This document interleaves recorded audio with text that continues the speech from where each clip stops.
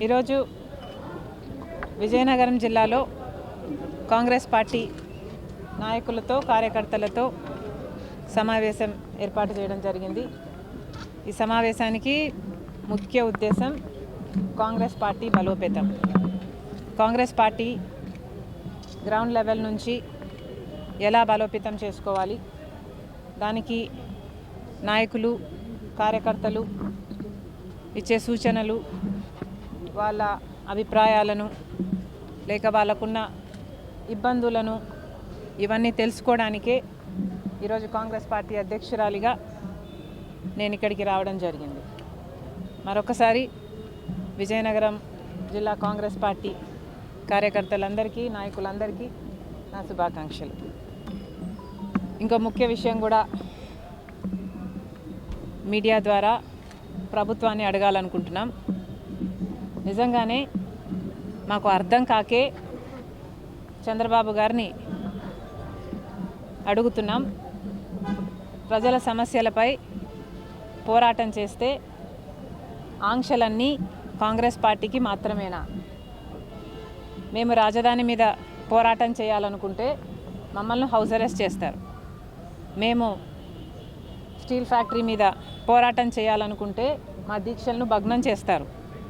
ఆంక్షలన్నీ ఉట్టి కాంగ్రెస్ పార్టీకేనా? మరోవైపేమో జగన్మోహన్ రెడ్డి గారు పరామర్శల పేరు మీద బల ప్రదర్శన యాత్రలు చేస్తున్నా కూడా ఎటువంటి ఆంక్షలు ఉండవా?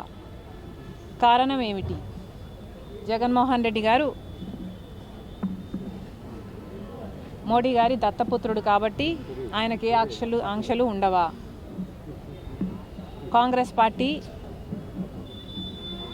పార్టీ ఒక్కటే ఈరోజు బీజేపీకి వ్యతిరేకంగా ధైర్యంగా నిలబడి పోరాటం చేస్తుంది కాబట్టి ఒక కాంగ్రెస్ పార్టీ మీదనే ప్రభుత్వం ఆంక్షలు విధిస్తుందా?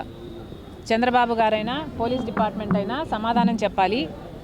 ఒక కాంగ్రెస్ పార్టీ మాత్రమే ప్రజల పక్షాన పోరాటాలు చేస్తుంది కాబట్టి ఒక కాంగ్రెస్ పార్టీ మీదనే మీ ఆంక్షలన్నీనా?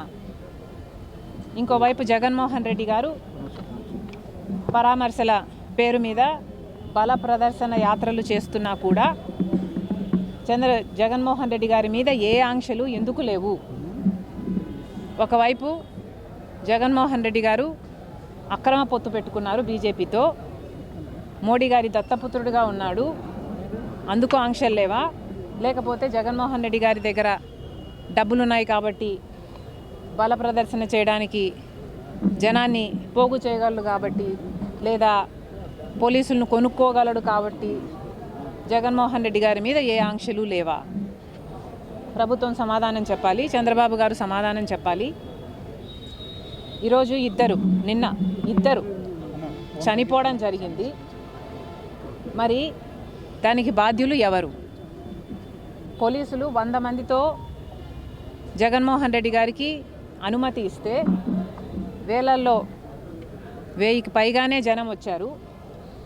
మరి పోలీస్ డిపార్ట్మెంటు ఇంటెలిజెన్స్ ద్వారా మీకు తెలియలేదా?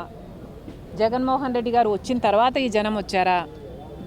జనం అక్కడే ముందు నుంచే ఉంటే పోలీస్ డిపార్ట్మెంట్కు అక్కడే ఉండి అది గమనించుంటే మరి జగన్మోహన్ రెడ్డి గారు అక్కడికి రాకముందే ఎందుకు ఆపలేదు?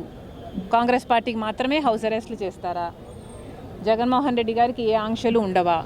బీజేపీ దత్తపుత్రుడు కాబట్టి, మోడీ గారి దత్తపుత్రుడు కాబట్టి, తెర వెనకాల పొత్తు పెట్టుకున్నాడు కాబట్టి, అక్రమ పొత్తు ఉంది కాబట్టి జగన్మోహన్ రెడ్డి గారికి ఏం చేసినా చెల్లుతుందా? ఇద్దరి ప్రాణాలు తీసినా చెల్లుతుందా? ఏం సమాధానం చెప్తారు? జగన్మోహన్ రెడ్డి గారు ఏం సమాధానం చెప్తారు? చంద్రబాబు గారు ఏం సమాధానం చెప్తారు? పోలీస్ డిపార్ట్మెంట్ ఏం సమాధానం చెప్తారు? జగన్మోహన్ రెడ్డి గారిని కూడా కాంగ్రెస్ పార్టీ సూటిగా ప్రశ్నిస్తుంది. బెట్టింగ్లో ఓడిపోయిన వాళ్ళకి విగ్రహాలు కట్టడం ఏమిటి? వాటికి ఒక పార్టీ అధినేతగా జగన్మోహన్ రెడ్డి గారు వెళ్ళటం ఏమిటి? సమాజం ఎటుపోతుంది? ఎటు తీసుకువెళ్తున్నారు? ఒక నాయకుడిగా జగన్మోహన్ రెడ్డి గారు ఏం చేయాలి?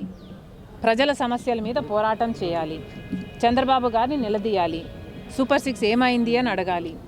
రాజధాని విషయంలోనైనా వైజాగ్ స్టీల్ విషయంలోనైనా, పోలవరం విషయంలోనైనా, స్పెషల్ స్టేటస్ విషయంలోనైనా చంద్రబాబు గారు ఇంత అన్యాయం చేస్తున్నారు.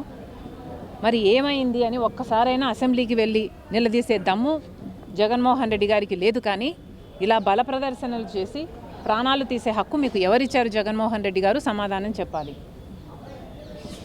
మరొకసారి చెప్తున్నాం, ఏదో ఒక యాక్షన్ తీసుకోవాల్సిందే.